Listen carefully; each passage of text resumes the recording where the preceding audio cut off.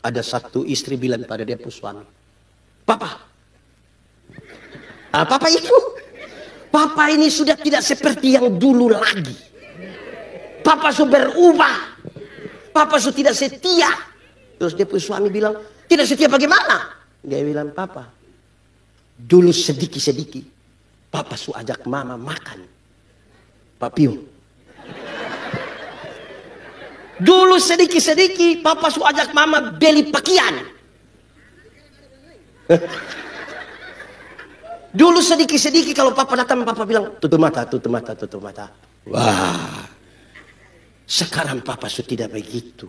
Papa su tidak setia. Terus dia pun suami bilang begini, Mama, coba Mama pikir baik-baik. Coba Mama pikir baik-baik. Nelayan mana? Nelayan mana yang kalau sudah dapat ikan dia masih buang umpan?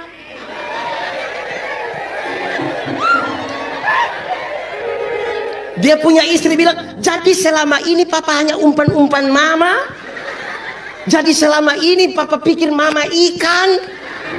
Malam pas mau tidur, istri masuk kamar, kunci pintu, kasih mati lampu. Suami datang mau buka pintu, tidak bisa. Mama, iya, buka pintu. Tidak. Mama, tidak. Mama buka pintu, tidur di luar. Mama, kenapa bikin Papa begitu? Kita dua ini masih suami istri. Terus istrinya bilang begini, Papa, coba Papa pikir baik-baik. Nelayan mana? Nelayan mana yang mau tidur dan dia punya ikan?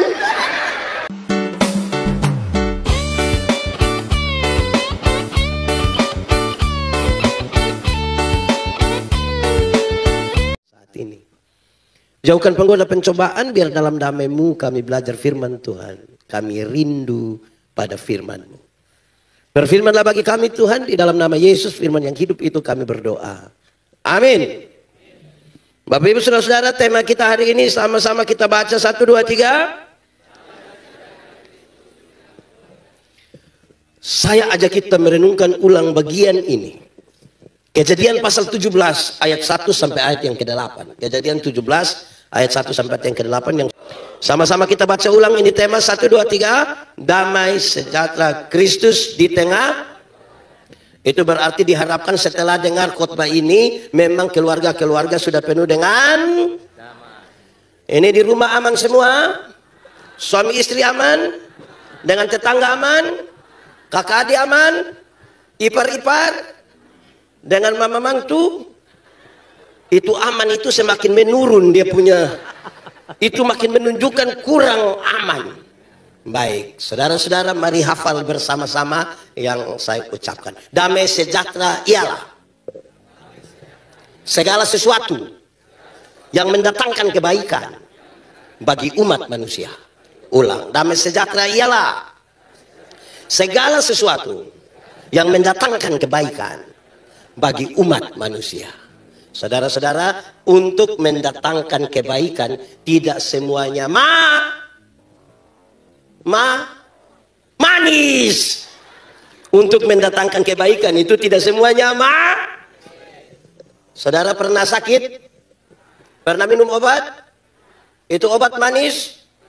Tapi untuk mendatangkan kebaikan. Yang COVID kemarin dapat vaksin? Ada PKB takut vaksin, tapi terpaksa memang harus untuk mendatangkan. Kadang-kadang suami mesti marah istri untuk mendatangkan. Kenapa takut istri? Ini ngomong seperti agak-agak takai sedikit nih. Kadang-kadang orang tua mesti marah anak-anak untuk mendatangkan.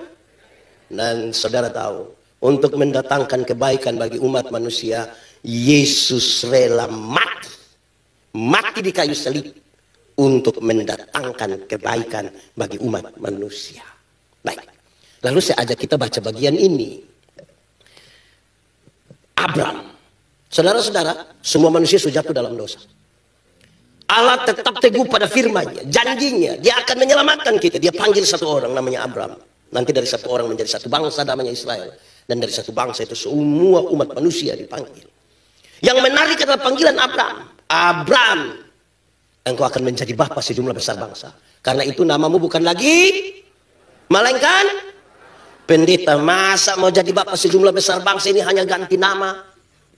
Dari Abraham menjadi Abraham, kok murah sekali? Ini tidak murah. Ini bukan seperti kita punya anak-anak orang di kampung. Waktu masih di Rantai Pau dia bernama Yakobus. Orang biasa panggil Kobus. Datang di Makassar sekolah 6 bulan pulang bilang, jangan panggil kita Yakobus, panggil kita Jeko. Tidak sama. Beda. Dulu masih di kampung, itu dia punya nama Maria. Biasa orang panggil? Datang sekolah di Makassar pulang tidak mau dipanggil Maria, dia tolong panggil kita Manohara. Tidak. Beda. Pergantian nama dari Abraham menjadi Abraham adalah sebuah proklamasi. Ulang, proklamasi bahwa masa lalu tidak bisa dirubah, tapi masa depan bisa dirancang di dalam nama Tuhan. Sama-sama, masa lalu tidak bisa dirubah, tapi masa depan bisa dirancang dalam nama Tuhan. Kasih kawan di sebelah, 3, 2, 1. Masa lalu. Tapi masa depan. PKB. Ya, saudara-saudara, lalu bagaimana ini? Abraham. Secara cepat saya sampaikan ini dulu. 1, Abraham. Setiap kali menyebut nama Abraham, orang tahu kalau Abraham itu orang kaya di kampungnya. Kaya ini. Tanah luas, budak banyak, punya harta. Dia tidak pernah rasa takut. Sekarang Tuhan bilang, engkau menjadi Abraham, pergilah ke satu tempat yang akan kutunjukkan kepadamu. Di sana keluarga tidak ada. Di sana tidak ada tanah satu jengkal. Supaya apa? Supaya engkau belajar bersandar kepada Tuhan. Sama-sama 1, 2, 3. Supaya engkau belajar bersandar kepada Tuhan. Kalau kita masih di kampung, siapa mau takut? Jatuh semua kan di kampung. Sudatan di Makassar. Mulai kacun. Jemaat. Di sini jemaat 10 saja. Jemaat. Makin jauh berjalan, orang makin mengerti siapa dia di hadapan Allah. Ternyata dia bukan siapa-siapa. Contoh, pernah ke pantai? Pantai mana? Itu bidang siapa? Kalau orang pergi ke pantai, main-main di pantai, itu air hanya sampai betis. Dia bisa bilang, karena pinggir pantai. Karena di pinggir pantai, foto-foto. Pinggir pantai. Coba masuk barang setengah kilometer ke dalam laut. Coba masuk. Terus ini perahu sudah mau tenggelam. Perahu mau tenggelam, tolong foto. Yang gaya-gaya itu jalan belum jauh. Pinggir pantai. Pernah jalan kaki? Kemana? Jalan kaki itu bisa, tapi jaraknya dekat. Karena jarak dekat, kekuatan penuh ada pada kita. Orang lain kita tidak butuh. Bahkan Tuhan pun kita tidak butuh. Ibu-ibu bisa pakai high heels tinggi begini, karena jaraknya dekat. Coba lebih jauh sedikit, naik ojek. Pernah aku tidak naik ojek itu baru, itu anak gas kencang. Saya yakin yang di belakang akan bilang, adek, pelan sedikit. Terusin anak bilang, tidak bisa. Kenapa? Kita pedada tidak kuat. Tidak bisa ibu. Kenapa? Ibu hanya bayar 5.000. Memangnya bayar 5.000 kenapa? Kalau 5.000 tidak pakai rem. 10.000 dulu baru pakai. Tapi poinnya dapat. Jalan mulai jauh. Rasa takut mulai ada. Orang mulai belajar bersandar pada Tuhan. Amin. Lebih jauh lagi. Naik mobil pernah? Makassar sampai di pernah? Oh sering. Pernah dari Pelopo ke? Pernah juga. Pernah duduk di samping sopir. Pernah kok tidak waktu bok-bok begitu dia belum rem kita angkat kaki rem sendiri. Pernah? Salam PKB. Makin jauh berjalan kita bukan sapa-sapa. Amin. Lebih jauh. Naik kapal laut. Pernah? Kemana? Ke Toraja juga. Pernah naik kapal laut? Kemana? Ke Kupang? Cari apa di Kupang? CI. Saya ingat, saya melayani di Sabu, satu pulau kecil di NTT bagian selatan. Laut Sabu itu, berat. Jago berenang, tapi kalau tenggelam di Laut Sabu tidak ada jago. Tidak ada, apalagi musim timur. Aduh, kalau kapal feri masih jalan di musim yang berat itu, maju tidak mau. Kalau lihat ada pendeta, orang bilang begini, pendeta, ya kita ibadah. Di darat susah ibadah Bapak. Di Laut Sabu ibadah. Ada PKB malas ibadah? Ada. Ada di sini dia. Pakai baju seragam atau tidak ya?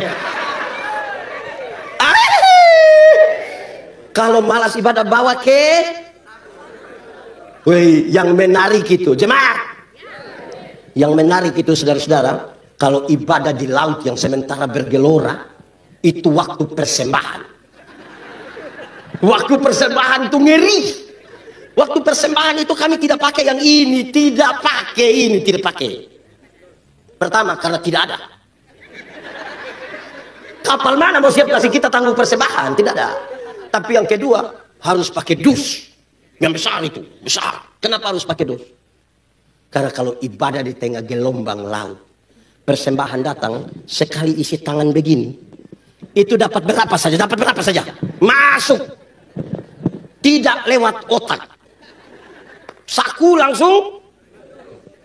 Beda kalau ibadah di darat. Beda kok tidak? Beda kok tidak? Beda, termasuk yang sebentar.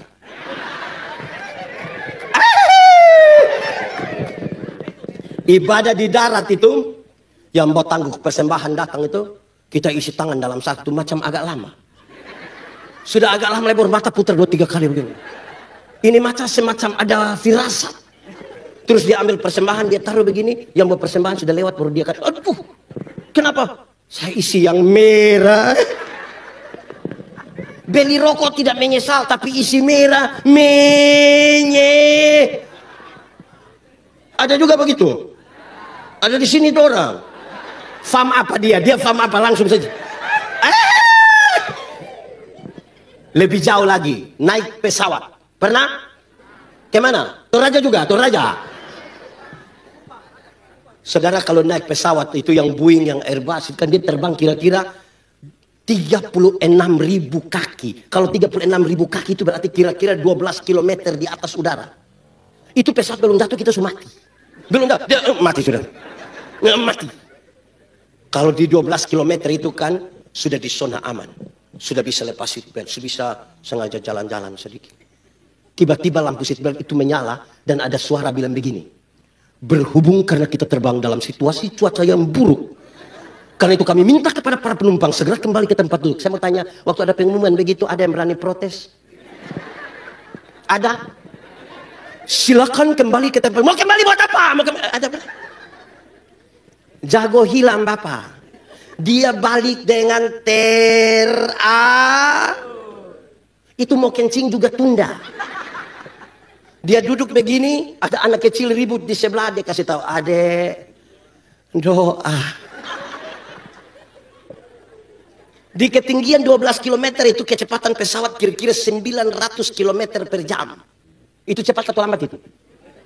Terlalu cepat. Karena cepat itu maka dia tabrak awan pasti guncang. Nah yang menarik, waktu tabrak awan pesawat guncang, orang Kristen di atas langsungnya Yesus. Di darat kalau kaget maki. Saya belum pernah dengar orang maki di pesawat. Di sini ada yang biasa maki? Ada. Kumpul uang beli tiket suruh dia berangkat pas musim barat. Itu pulang langsung persekutuan doa di rumah. Nah, apa yang saya mau bilang? Makin jauh berjalan, orang makin bersandar pada Tuhan. Rumah yang bersandar pada Tuhan pasti ada damai sejahtera. Kedua, Abram. Setiap kali menyebut nama Abram, orang tahu kalau Abram itu suami yang tidak setia. Salam PKB. Suami di sini setia-setia. Oh, coba 3, 4. Setia-setialah. Setia. Seperti siapa? Seperti Sambil tepuk tangan. Mati, apakah balasanmu untuk kasih setia? Karena itu setia-setialah, setia sampai. Bayangkan, menunggu lebih dari 20 tahun Sarah tidak pernah hamil-hamil. Saya bayangkan di zaman yang budayanya patriarki, perempuan tidak bisa atur-atur laki-laki, laki-laki atur perempuan boleh.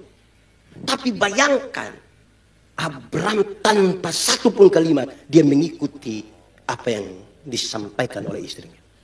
Kalau kita dramatisir, pasti dorang dua duduk-duduk sambil minum teh atau minum kotor. Minum apa? Ada orang Toraja di sini? Waduh, ya. Pasti sambil minum begitu terus istri bilang begini, Papa kan mau ada keturunan, tapi mama su tua begini, seumur 70 tahun lebih. Jadi kalau papa mau, biar papa dengan kita pun pembantu. Saya yakin pasti Abraham ini kalau kita dalam sini pasti dia korek-korek di kuku baru dia bilang, kalau mama rasa itu baik, papa setuju.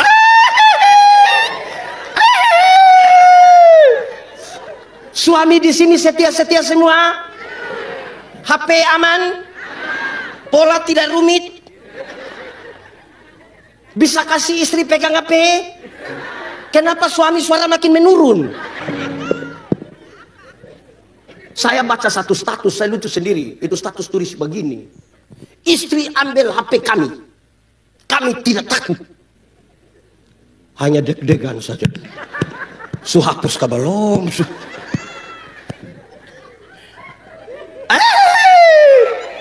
Kalau orang setia di rumah itu pasti ada apa? Damai sejahtera. Setia. Amin kok? Ini ada satu istri bilang pada dia pun suami, Papa ini sudah tidak seperti yang dulu lagi. Papa sudah berubah. Papa sudah tidak setia. Terus dia pun suami bilang, tidak setia bagaimana? Dia bilang, Papa, dulu sedikit-sedikit Papa su ajak mama makan papiu. Dulu sedikit-sedikit Papa su ajak mama beli pakaian. Dulu sedikit-sedikit kalau Papa datang, Papa bilang, tutup mata. Wah, sekarang Papa su tidak begitu. Papa su tidak setia. Terus dia pun suami bilang begini, Mama, coba Mama pikir baik-baik. Coba Mama pikir baik-baik. Nelayan mana yang kalau sudah dapat ikan dia masih buang umpan?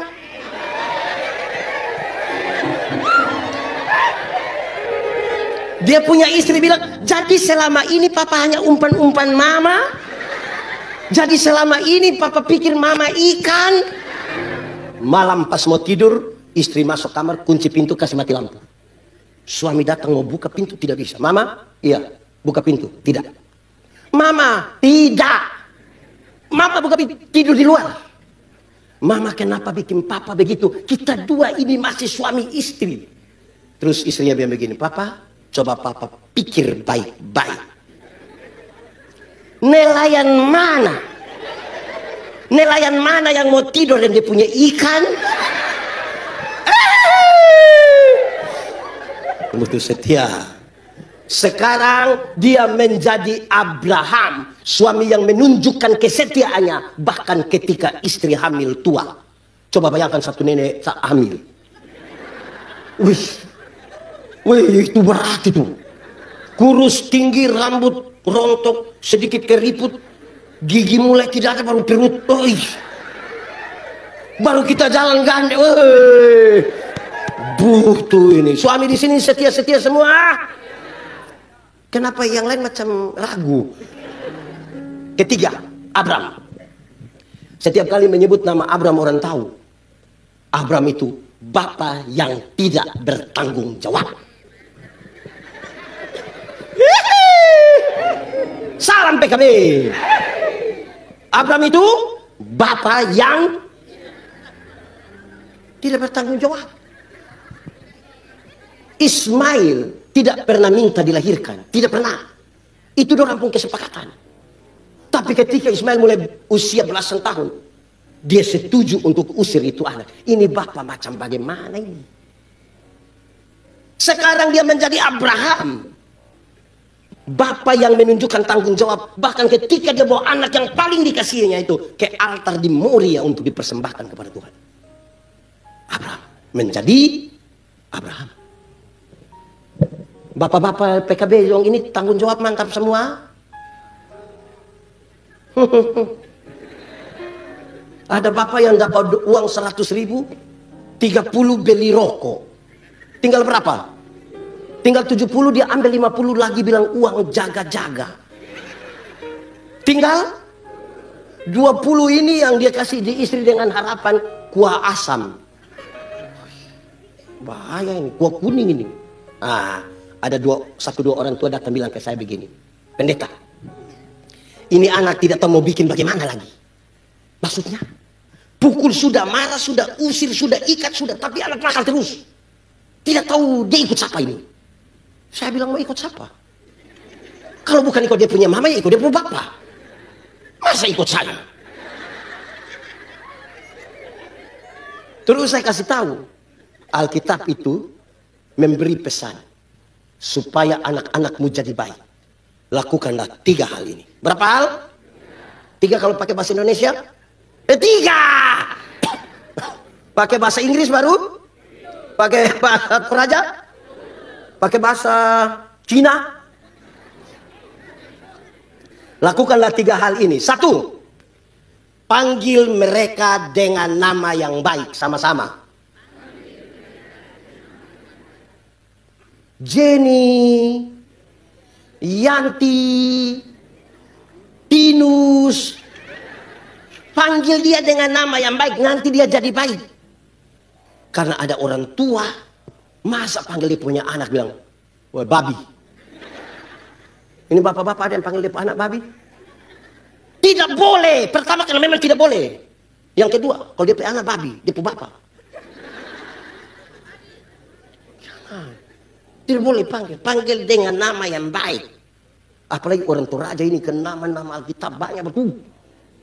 Panggil dengan nama yang baik. Kedua, berikan kepada mereka makanan yang baik. 1, 2, 3. Makanan yang baik itu bukan soal 4 sehat 5 sempurna. Makanan yang baik itu bukan soal nasi basi atau tidak. Makanan yang baik itu adalah uang hasil judi, hasil korupsi. Jangan kasih makan istri anak. Cukupkan dirimu dengan apa yang ada padamu. Berbahagialah engkau dan baiklah keadaanmu. Itu rumah tangga bahagia atau tidak? Ibu-ibu, jangan terlalu paksa-paksa suami untuk dapat lebih dari itu.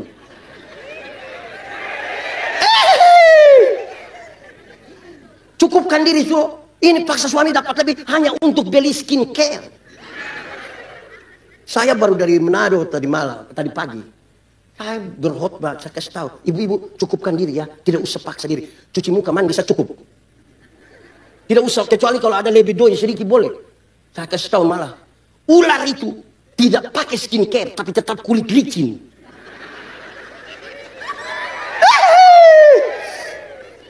Ada banyak orang pakai skincare tapi dia kulit macam kulit ular. Cukupkan kita pun diri saja ya. Aman toh? Ketiga. Berikan kepada mereka ajaran yang baik. Sama-sama 1, 2, 3. Anak-anak ini kan pelajar cepat. Dia hanya akan mengulang apa yang dia lihat, apa yang dia dengar. Bapak biasa pukul mama. Kita melahirkan anak laki-laki yang pandang enteng perempuan. Kita melahirkan anak perempuan yang takut lihat laki-laki. Di PKB ada yang biasa pukul istri. Saya balik dia pun pertanyaan. Ibu-ibu yang biasa kena pukul dari suami coba angkat tangan. Jangan! Berani angkat tangan pulang kena pukul ulang. Aduh. Ibu-ibu. Kalau kena pukul tiap hari senang. Bangun pagi langsung papa, ini hari belum papa tolong.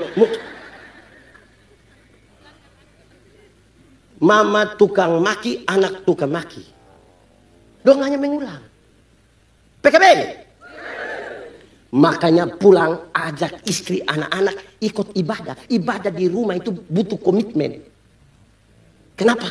Tantangan ada. Hari pertama mantap, hari kedua mantap, hari ketiga mantap. Masuk hari keempat papa bilang, mama coba mama deh anak-anak kenapa papa punya pinggang, kenapa begitu ya? Hari kelima ibu bilang, coba kita kasih tinggal anak belajar ibadah sendiri. Hari keenam bubar itu ibadah. Bapak yang tidak setia. Keempat. Abram. Setiap kali menyebut nama Abram, orang tahu. Abram itu berani pergi karena ada janji. Tapi sekarang dia menjadi Abraham, berjanji untuk pergi. Pergi karena ada janji itu beda dengan berjanji untuk pergi. Pergi karena ada janji itu dia tanya, dapat apa? Siapa di sana? Saya peran apa? Tapi kalau berjanji untuk pergi, gas! Apapun terjadi, gas atau cas? Oh gas. Ya. Abraham, dari pihakku ini, dari engkau? Bicara sekarang, ini dari pihakku sekarang. Ini sebuah panggilan luar biasa. Panggilan untuk merendahkan diri. Engkau nanti jadi bapak Abraham, tapi yang lain yang akan jadi raja. Engkau cukup jadi bapak ya. Engkau dipanggil duluan, tapi engkau cukup jadi bapak. Orang lain yang akan menjadi raja. Tapi yang kedua, ini panggilan untuk menjadi berkat. Oh Tuhan, selagi masih kuat, bila ku tak berdaya lagi, hidup ini apa? Sudah. Jemaat, akan ada satu hari di mana saudara tidak berdaya lagi. Mungkin karena sutua. Mungkin karena sakit. Mungkin karena kecelakaan. Tapi waktu orang duduk cerita dan sebut namamu, orang bilang, itu orang begitu tapi sudah jadi berkat. Jangan dari berdaya sampai tidak berdaya, tidak pernah jadi apa-apa. Hanya jadi beban saja. Makanya setiap kali dia baru muncul, orang bilang, beban muncul. Di PKB ada yang biasa jadi beban. Dia ada di sini. Coba tunjuk. Oh Tuhan, pakai apa? Aku masih bila apa?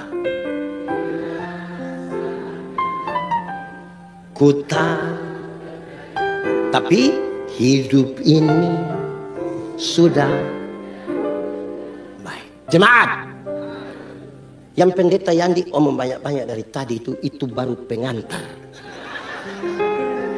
Ini baru mau masuk khotbah ini baru mau. Kan tadi saya bilang secara cepat saya sampaikan ini dulu kan. Iya toh. Hancurkan. Baik, saudara-saudara. Tuhan panggil Abraham untuk apa? Itu menjadi pertanyaan pertama.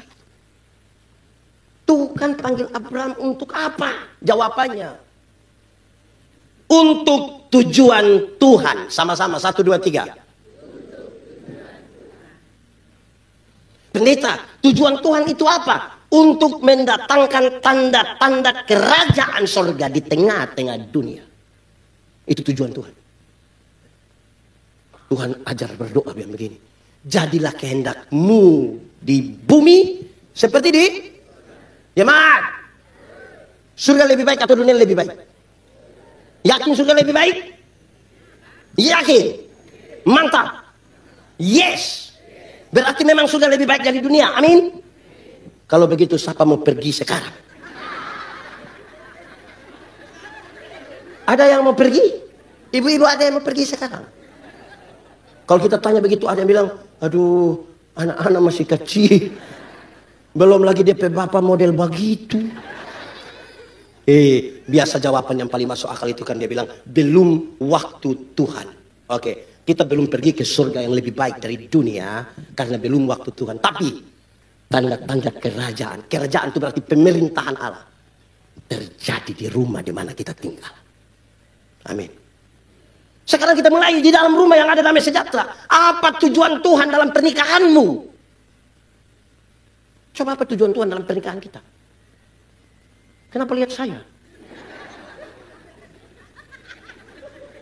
Tujuan Tuhan bukan tujuan kita. Saya kasih nikah, banyak pasang nikah. Saya tanya, kamu dua menikah untuk apa? Untuk dapat keturunan, Pak. Ada orang lain dia tidak menikah, dia punya keturunan, satu di sini, satu di situ, satu di situ. Ya kalau menikah hanya untuk dapat keturunan, kau salah itu. Lalu menikah apa? Menikah untuk apa? Untuk memuliakan nama Tuhan. Baik ada keturunan, baik tidak ada, karena bukan tujuan itu. Ada dua keluarga. Dorang sama-sama tidak punya anak. Dorang ambil orang lain punya anak. Sudah jaga sampai kelas 6 SD. Berarti cukup lama itu kan? Dorang datang ke saya. Dorang bilang begini, pendeta, berdoa dulu. Saya bilang berdoa untuk apa? Berdoa supaya kita bisa dapat keturunan. Nikah sekian lama ini belum ada keturunan. Kamu dikira apa saja? Jadi belum bilang bapak kami sudah ambil itu orang tuanya itu dua orang itu bapak, yang satu yang satu itu kelas 6 SD semua SMP itu bapak. Kalau dia orang tua mau datang Amet, kamu mau atau tidak? Jangan bapak, kita sudah terlalu dekat. Oke baik, kalau begitu kita mau berdoa sekarang, tapi saya tanya dulu, kamu mau mujizat besar atau mujizat kecil? Kamu mau mujizat besar atau mujizat kecil? Dorang bilang kalau bisa mujizat besar. Kalau mujizat besar itu sudah terjadi dalam hidupmu. Pendeta maksud? Iya. Saya kasih tahu, mencintai anak sendiri itu gampang. Tapi mencintai orang punya anak seperti anak sendiri, itu mujizat. Langsung istri-istrinya bilang begini, betul. Itu mungkin memang maksud Tuhan untuk kita. Biar bapak kita tidak doa, tidak apa-apa. Tapi suami-suami bilang begini, betul, mencintai anak sendiri itu gampang. Tapi mencintai orang punya anak seperti anak sendiri itu mujizat. Berarti kalau mencintai istri sendiri itu gampang. Tapi apa? Saya bilang kamu dua stop. Apa tujuan Tuhan dalam pernikahan kita toh? Supaya ada damai sejahtera di situ. Amin toh? Jemaat. Ini satu waktu di hari ulang tahun pernikahan ke-30. Dari satu keluarga ada pesawat lewat. Tunggu setelah pesawat itu, terus mau berdoa. Pendeta bilang oke, ulang tahun ke-30 kita mau berdoa sekarang. Ibu mau berdoa untuk apa? Di usia 30 tahun pernikahan. Ibu kasih tahu, bapak mau doa apa? Suaminya tidak mau, diam-diam, dipaksa, dia diam, paksa, dia menangis. Sudah, pendeta berpikir tidak usah paksa, berdoa. Setelah doa habis, duduk sambil makan, pendeta tanya, bapak, tadi kok ibu berani bicara, tapi bapak kok tidak berani bicara, bahkan bapak menangis. Boleh cerita sedikit? Dan pendeta, 30 tahun hari ini sangat berbeda dengan 30 tahun lalu. 30 tahun lalu ketika kami menikah, kami pakai pakaian terbaik. Kami disebut raja dan ratu. Kami ganteng, kami cantik. Saya baru mengerti ketika saya sakit berat. Saya sakit hampir mati. Dalam sakit yang berat itu saya memastikan saya punya diri bahwa pasti ibu akan kasih tinggal saya. Pasti. So tidak menghasilkan apa-apa lagi. Pasti ibu kasih tinggal. Justru di titik paling lemah itulah istri mengurus saya dengan baik sampai saya pulih kembali. Saya mengerti maksud Tuhan dalam pernikahan kami adalah penerimaan kekurangan. Amin. Masih bisa terima istri? Ibu-ibu, ada yang punya anak usia SMA sekarang? Perempuan ada? Coba bayangkan dia kira-kira 10 detik sudah? Sudah bayangkan itu anak? Seperti itulah ibu-ibu dulu. Halus-halus. Tipis-tipis. Sekarang sudah tebal-tebal. dan berlapis-lapis. PKB tetap sayang. Masih bisa kayak gini. Maksud Tuhan kok kita saling menerima. Jemaat. Pendeta Yandi baru menikah 16 tahun. 16, belum lama. Bapak Klasis izin, Bapak berapa tahun? Bapak Klasis berapa tahun menikah? 20. Izin Pak Pendeta berapa tahun? 20, oke. Ada 16, ada 20, ada 30 kira-kira. Kita punya nikah dulu itu beda dengan nikah yang sekarang. Nikah dulu itu kami punya dekorasi itu pakai kulit pisang. Ada pemandangan, awan, burung, dan ada bebek 2. Kita yang nikah kok bebek yang taruh di situ. Di itu dekorasi itu ada tulisan dengan huruf sangat besar. Mohon doa restu. Betul Pak Pendeta? Itu kita pun nikah dulu. Beda dari anak-anak sekarang pun nikah toh. Anak sekarang pun nikah itu ada prewed. Wih, undang kita lagi pi ini dalkon situ pun aula itu. Wih, pas masuk itu MC bilang, oke kita semua berdiri, kita ingin menyambut raja dan ratu. Wih, tidak lama lampu mulai redup sedikit. Yang mempelai laki-laki menggandeng tangan mempelai perempuan. Diiringi melodi lagu Beautiful in White. Wih, terlalu mantap. Terus sampailah mereka ke satu tempat kecil begitu. Mereka romantis sambil berdansa. Tiba-tiba yang MC bilang, wedding kiss. Lalu petasan bunyi.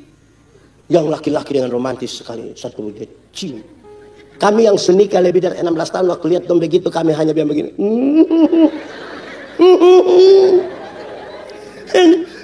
Hari pertama itu yang wedding. 16 tahun baru kita mau sonto dia sering. Ada apa panas begini? Itu tidak ada wedding kiss. Tinggal petasan. Itu petasan meledak saja di mana.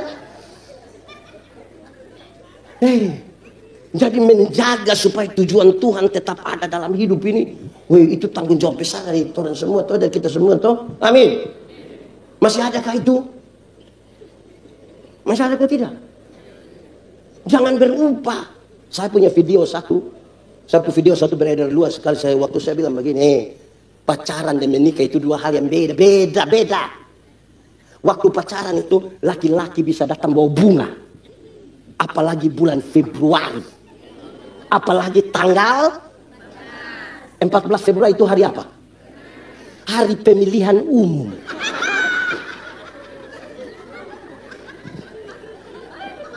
Baru itu TPS tanggal berapa? Nah 14 Februari itu hari Valentine, Rabu itu. Laki-laki bisa datang bawa bunga, sembunyi di belakang, sambil berlutut, dengan romantis dia berani bilang, I love you. Pacaran. Sunikah 5 tahun, paling-paling dia pulang bawa bunga pepaya. Paling dia buang di situ, kau tumis kau makan, tadi kita semua makan di kantor. Berubah. Waktu masih pacaran, yang istri berani terantuk di batu, yang perempuan berani terantuk di batu, yang laki-laki bisa marah batu. Batu. Kau bikin saya punya ayang. Batu. Pacaran. Menikah mau pergi gereja jalan kaki, istri terantuk di batu. Dia bilang, kau punya mata taruh di mana?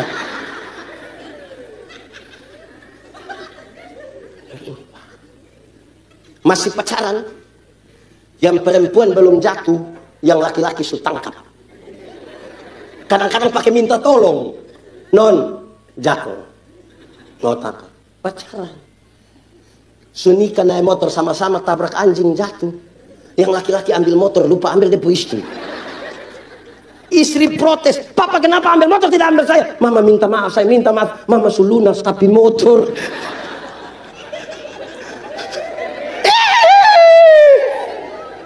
Berubah jadi bisa jaga, kok bisa tetap jaga ke maksud Tuhan dalam kita pernikahan. Bisa kok? Bisa.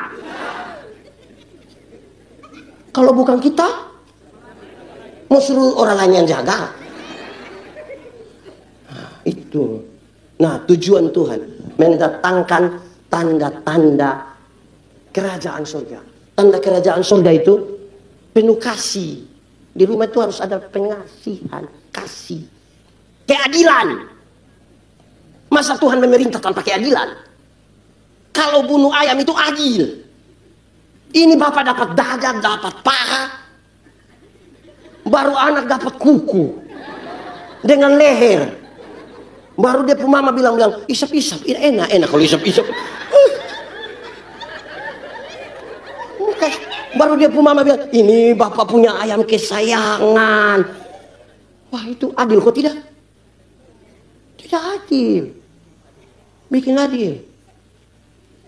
Ya isap-isap kuku ayam dulu. Ayam kaki kuning. Tanda. Kalau itu terjadi di rumah, maka dunia pasti penuh dengan kemuliaan Allah toh. Dimulai dari rumah. Kedua, tujuan Tuhan sudah ada ini. Tujuan Tuhan sudah ada ini. Tapi Tuhan tidak pernah menyuruh kita pergi dengan tangan hampa. Untuk tujuan Tuhan itu, Tuhan berikan kepada kita karunia sama-sama. Karunia itu begini. Paulus bilang begini. Karunia itu ada terbagi dalam dua. Satu karunia motivasi, satu karunia manifestasi. Karunia motivasi itu seperti berkhotbah, menyanyi, mengajar, mendampingi orang, itu motivasi. Karunia manifestasi itu seperti menyembuhkan orang, bicara dalam bahasa roh, menerjemahkan bahasa roh. Dua karunia ini setara, tidak satu lebih dari yang lain. Dipakai untuk membangun jemaat, tapi harus diisi dengan kasih. Jadi Tuhan waktu bilang, ini tujuan saya. Dia tidak pernah suruh kita pergi dengan kosong. Dia lengkapi kita dengan karunia untuk mendatangkan damai sejahtera. Persoalan kita adalah, apakah kita menemukan karunia yang Tuhan taruh pada kita atau tidak. Ada orang tahu menyanyi, tapi tidak pernah mau menyanyi di gereja. Pendeta bilang, ada paduan suara vokal group? Oh, no.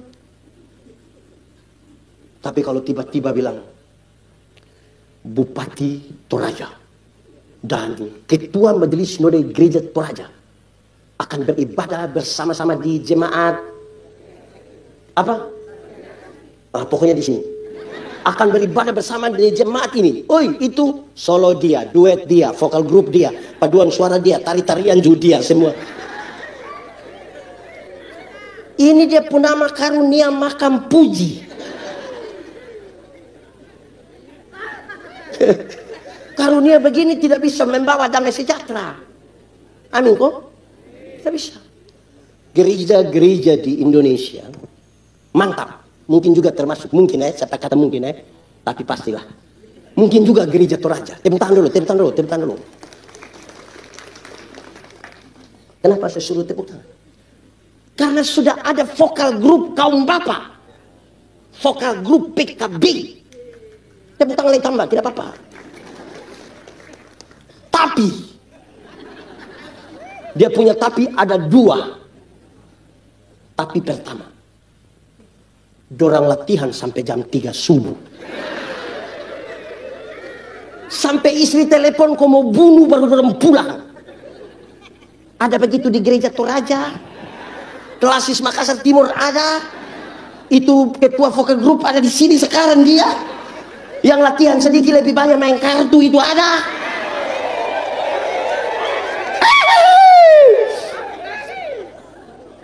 Itu tapi pertama. Tapi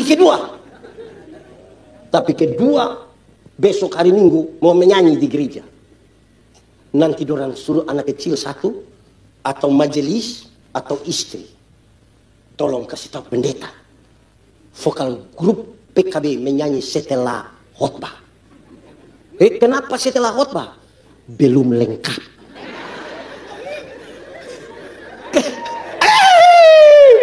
Kenapa belum lengkap? Memang belum lengkap. Kau pulang jam 3. So belum lengkap ini. Yang menarik. Tapi kedua ini agak panjang sedikit. Menyanyi habis. Doang pulang.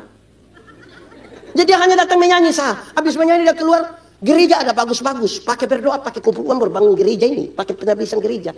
Tapi dorang bukan duduk di dalam. Dorang cari pohon di luar. Cari pohon di luar sambil merokok. Sambil merokok baru bicara politik. Sambil merokok begitu, tapi dorang juga pasang telinga. Tiba-tiba pendeta bilang begini. Kita sampai di penghujung dari ibadah hari ini. Pulanglah saudara-saudara ke dalam hidup dan tugasmu dengan selamat. Mari arahkan hatimu pada Tuhan dan terimalah berkatnya. Dia yang di luar itu lari cepat-cepat masuk langsung bilang.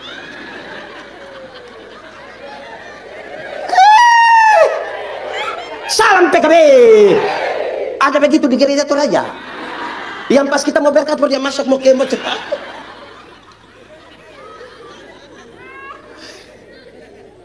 Kacau ini. Sudah 2. Pertama tadi apa? Pertama tadi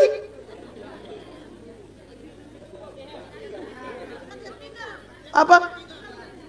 Tujuan Tuhan. Aduh, jangan sampai ini yang saya takut ini. Sebentar pulang baru ketemu orang, kau rugi tidak ikut pendeta yang di khotbah. Kok iya bagus, iya. Dia bilang apa? Tidak tahu. Yang penting kami tertawa. Aduh. Pertama tadi. Pertama apa? Tujuan Tuhan. Yang kedua, karunia. Ketiga. Belajar dari orang lain. Sama-sama, 1, 2, 3. Jadi yang kedua itu, dalam rumah supaya ada sejahtera, Bapak mesti tahu Bapak karunia apa, Mama karunia apa, anak karunia apa. Kalau motivasi, ayo adek. Jangan Bapak bikin lain, tanya, kau di sekolah dapat berapa? Saya dapat 10. Lu seperti Papa betul.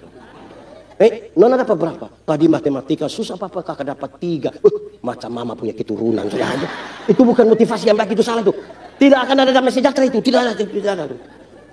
Yang ketiga, belajar dari Tuhan itu terlalu besar. Tidak ada satu orang pun bisa memahami dia. Maka dia butuh telinga untuk mendengar dari pengalaman perjumpaan orang yang berbeda-beda. Cara Tuhan berjumpa dengan seorang pendeta, beda Tuhan berjumpa dengan seorang ibu, beda Tuhan berjumpa dengan seorang bapak, beda Tuhan berjumpa dengan pemain musik, beda-beda. Supaya waktu kita duduk sama-sama dan bercerita tentang perjumpaan yang berbeda, kita bilang, ternyata Tuhan itu luar biasa. Karena pengalaman beda-beda tuh. Penting. Bapak punya pengalaman beda dengan Mama punya pengalaman. Mama punya pengalaman beda dengan anak punya pengalaman. Butuh saling mendengarkan. Untuk saling mengisi. Ini bicara tentang pendengaran dan membangun persekutuan. Supaya damai sejahtera. Bapak itu buang sudah itu kalimat yang sedikit-sedikit bilang, saya kalau sudah kiri-kiri betul. Nanti baru kanan lagi. Macam lagu di NTT. Puter. Sudah. Ada bapak-bapak bilang, pendeta, saya kalau baik lebih baik dari malaikat. Tapi kalau sesuatu marah itu Lucifer juga kalah pendeta. Ini manusia tidak jelas. Kadang-kadang malaikat, kadang-kadang Lucifer, kadang-kadang mau mengobati dia bagaimana? Jadi dengar orang lain, dengar. Oh iya. Laki-laki dan perempuan itu ada satu pola yang Tuhan bedakan atasnya. Pola pikir, ada 4 pola, tapi untuk khotbah kaitan poin ini saya omsak. Kalau tambah 4, besok baru makan malam. Pendeta yang disuliat ada Pak Pion di situ. Saya tidak tahu itu mau lelang atau tidak, tapi saya yakin saya pasti makan. Oke. Saudara, sekarang mendengar. Bapak tanya Mama, kenapa? Karena kita ini terbatas. Ingat, pintar itu terbatas. Karena itu bisa dikejar. Masing-masing punya keahlian dan kepintaran sendiri. Pintar terbatas. Bodoh itu yang tidak ada batas. Itu dia meleleh, mengalir sudah. Sampai kalau ada orang sudah terlalu bodoh, dong biasa hehehe. Kalau bodoh ukur sedikit. Bagi-bagi itu bodoh, jangan kau bawa semua itu. Belajar dari orang lain. Polanya begini. Untuk pola berpikir. Laki-laki itu cenderung rasional. Makanya bapak-bapak tuh kalau bicara, suami-suami kalau bicara selalu bilang, saya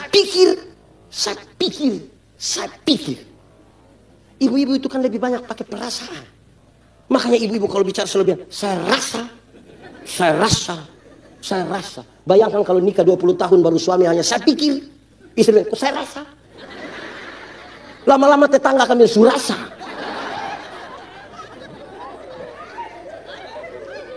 Jadi hidup tidak bisa pakai apa yang dipikirkan saja. Penyeimbangnya adalah perasaan. Hidup juga tidak bisa pakai perasaan saja. Penyeimbangnya adalah logika. Untuk itulah kita dipersatukan sebagai suami dan untuk saling belajar dari orang lain. Ada satu suami. Saya belum cerita saudara-saudara. Ada satu suami dia terlalu sayang dia punya istri. Terlalu. Semua orang tahu ini orang terlalu sayang istri. Sampai satu saat dia berani bertanya. Bapak, kami lihat Bapak yang terlalu sayang istri. Coba Bapak bagi-bagi dia tips.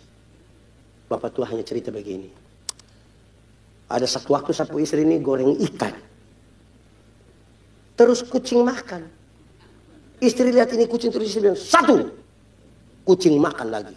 Istri bilang, 2. Kucing makan lagi. Istri bilang, 3. Lantas dia ambil potas, dia isi dalam ikan goreng, kucing makan, kucing mati. Waktu lihat begitu suaminya bilang, ibu bikin apa ini? Ibu tidak ada hati betul, masa siksa binatang macam begini? Ibu seperti apa ini? Lantas dia punya istri lihat dia baru bilang, 1. Mulai hari itu saya diam dan saya sayang. Saya sayang sekali, saya takut dia belajar menghitung. Sebab kalau dia belajar menghitung tinggal 2 ini, saling belajar bukan saling menekan. Bukan saling di rumah itu kita bukan kasih tunjuk siapa yang lebih jago, siapa lebih kaya. Ada ibu-ibu suka provokasi anak-anak ini. Kau bapak ini tidak pernah kasih doi, hanya mama saja mama. Begitu. Ada ibu-ibu begitu. Ini ibu-ibu dong semua ini. Belajar dari orang lain. Amin kok. 3. 1 tadi apa? Tujuan siapa? Kedua, karunia. Ketiga, keempat. Ini semua habis ini. Foto semua habis. Keempat, fokus sama-sama. Fokus. Boleh ketemu semua orang, boleh belajar dari semua orang, tapi fokus. Papa fokusi papa pun, mama fokusi mama punya. Kami bangun gereja. Di satu waktu saya bangun gereja 4 sekaligus di satu kampung. Saya kumpul rapat. Rapat itu saya hanya sampaikan. 1, rapat tidak boleh dalam ruangan. Rapat harus jam 1 siang dan di bawah terik matahari. Supaya saya melihat siapa yang mau ngomong banyak. Saya kasih tahu ibu-ibu di dapur. Pas kami rapat, ibu tolong bakar bulu ayam. Biar dia punya aroma itu keluar. Itu tidak ada yang ngomong panjang. Saya potong. Ada yang sudah Pak, sudah kami mengerti sudah. Kedua, dalam kaitan ini saya bilang begini. Ingat, panitia pembangunan saya mau kasih tahu. Pembangunan gereja ini berhenti. Stop. Kalau kamu bertengkar. Masa mau bertengkar saya pakai perhadapan panitia? Cari dana, berdoa, baru berkelahi. Berkelahi itu tidak pakai perhadapan panitia, langsung baku pukul. Masih perhadapan, stop. Dan saya kasih ingat, pertengkaran dalam gereja itu karena seringkali kita tidak fokus dengan apa yang kita kerjakan. Ibu-ibu yang kita khususkan untuk urus kacang brembon di dapur, dia kasih tengah itu kacang brembon untuk urus orang cor beton. Itu yang bikin kacau gereja. Tidak fokus dengan pekerjaan, sibuk di orang lain. Ada begitu di gereja Toraja. Baru pilapur-lapur pendeta lagi. Fokus. Ini kalau kita tidak fokus tidak bisa. Jemaat. Ibadah begini, pendeta yang difokus di khotbah saja. Pak pendeta yang di liturgos. Ada yang main band, ada yang urus ini kamera, ada yang urus lampu, ada yang naik di atas rumah, tidak apa-apa.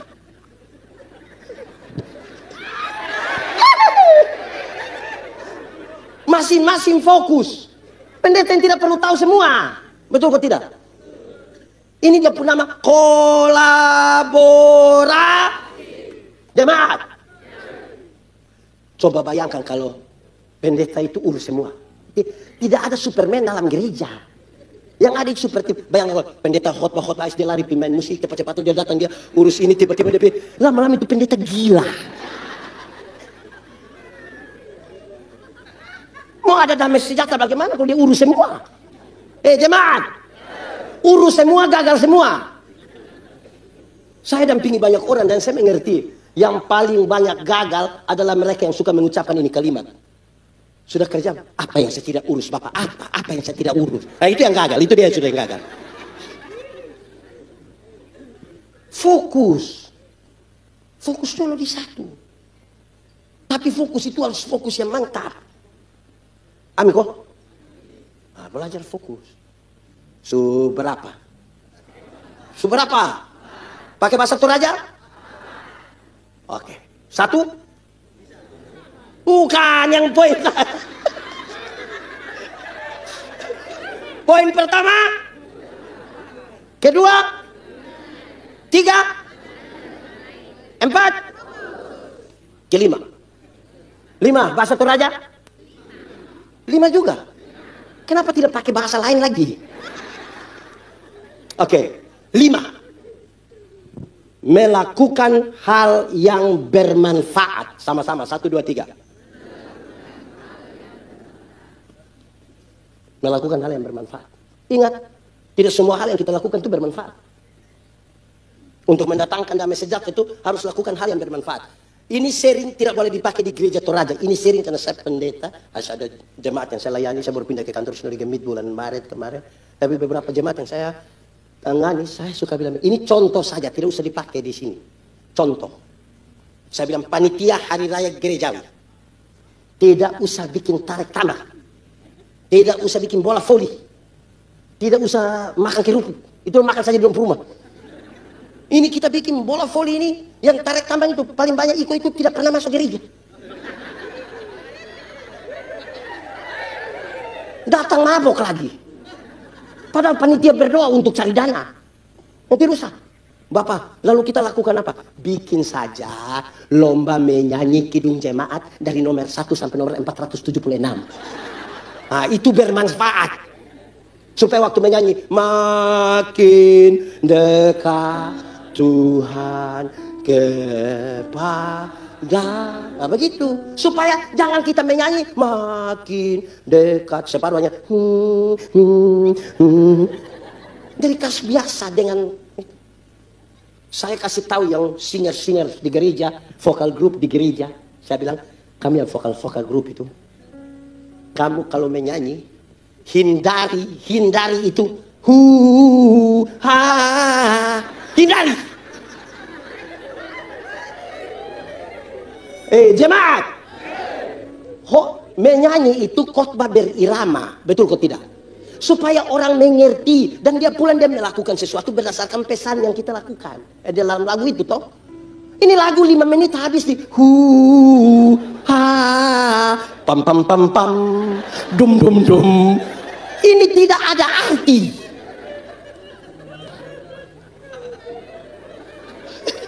Tapi itu di gereja saya, jangan bikin di gereja Toraja. Harus bawa pesan yang orang mengerti. Kalau saudara menyanyi pakai bahasa Inggris, tulisnya pun terjemahan. Kami semin tidak mengerti. Karena kita mau melakukan sesuatu yang berarti toh. Begitu. Hari penatua dia kena gampang. Ini lomba lari karung. Supaya apa? Itu di saya punya yang Bapak Dom bikin saja, tidak apa-apa. Ini di Paskah ini Pas sekarang kan perayaan Paskah ini kan bagus-bagus toh, di mana-mana ada toh. Ada lomba menyanyi, pidato, lomba bikin salib. Wih, terlalu bagus. Tapi yang bikin salib itu mabok. Dengan harapan juara. Nanti pengumuman dia tidak juara, udah tersinggung. Memang saya yang juri dengan panitia itu kakak adik. Ini mulai tersinggung, ini mulai salah ini. Satu teman pendeta ini, ibu-ibu satu. Waktu biasa kan kalau Paskah itu ada drama Paskah. Drama Paskah itu selalu ada kaitan dengan kisah sengsara Yesus. Dong ambil pemeran Tuhan Yesus itu. 2 tahun lalu itu anak. Tahun lalu itu anak. Ini tahun dong mau ambil dia ibu pendeta dan tidak usah lah. Kenapa mama? Tidak usah, kamu cari orang lain. Mama itu orang terlalu bagus. Wih, dia kalau main drama itu orang bisa sampai menangis. Tidak usah. Kenapa? Cuma mama omong, kenapa tidak usah? Dia peran Tuhan Yesus bagus, habis drama dia tidak pernah masuk gereja. Tuhan Yesus mana yang pemalas gereja?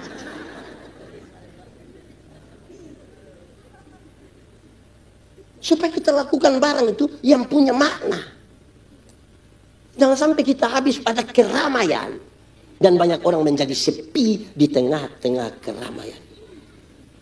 Ini ketempuruan batin ini. Mesti terisi. Sabar ini baru miring. Terisi.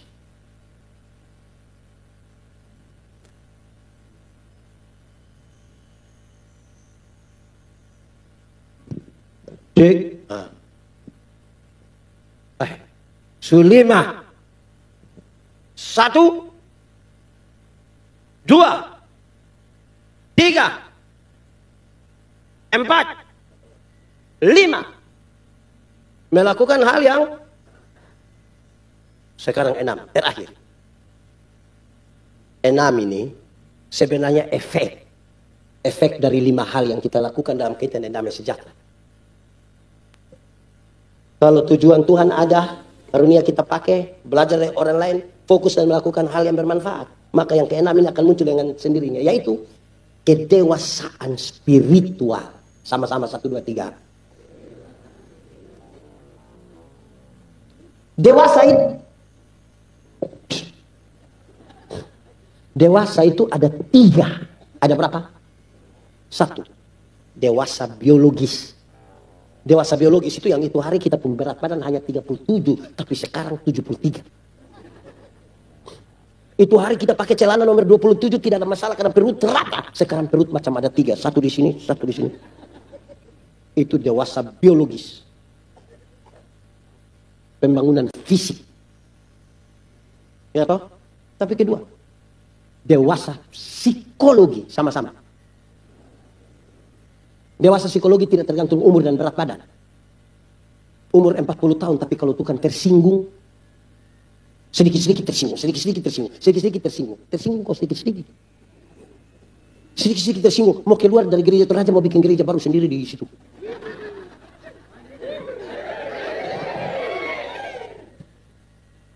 Itu orang itu badan saja yang besar. Sesungguhnya dia masih. Makanya kalau orang biasa tersinggung begitu, dia orang banyak orang suka bilang, kasih tinggal. Ketiga, dewasa spiritual. Sama-sama. Ini ada anak umur 3 tahun, ada meja berat 10 kilo. Anak 3 tahun bisa pikul meja 10 kilo. 17 tahun kemudian itu anak umur 20 tahun bisa pikul meja yang 10 kilo. Yang berubah anak atau meja. Itu dewasa spiritual. Tidak meminta beban menjadi ringan. Berdoa meminta bahu yang semakin kuat. Orang dewasa spiritual tidak akan merengek, menangis, meminta masalah berubah. Saudara punya masalah? Ada masalah? Tidak usah omong. Saya lihat yang ini muka masalah semua. Masalah ialah kesenjangan antara harapan dan harapan menikah 7:30.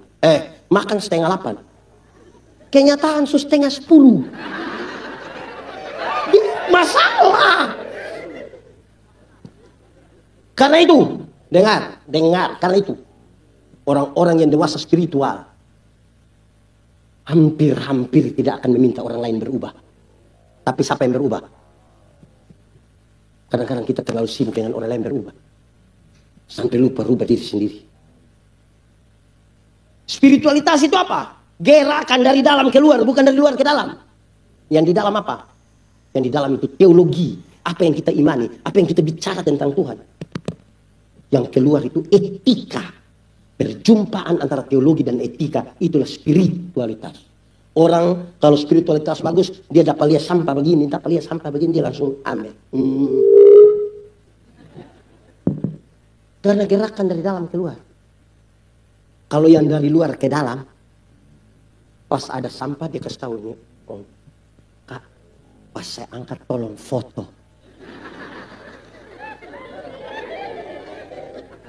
Pas foto habis baru dia muat di Facebook tulis bilang, kebersihan adalah bagian dari iman. Pencitra. Konten itu. FB Pro itu. Harapan FYP. Dolar mana dengan pencitraan begitu? Nah, gerakan dari dalam keluar. Jemaat. Pernah dengar kok tidak orang bilang begini? Kami ini gereja-gereja, pipi gereja, tapi sama saja. Pernah dengar? Atau sendiri omong? Itu kalimat itu ingin menunjukkan seolah-olah waktu kita pergi ke gereja itu seperti tidak ada manfaat dan tidak ada efek bagi kehidupan kita dalam dunia nyata. Amin kok. Nah, pasca kali ini itu damai sejahtera itu yang kita pakai sudah. Di dalam keluarga, di dalam jemaat. Supaya kita hidup aman. Berkat Tuhan ada.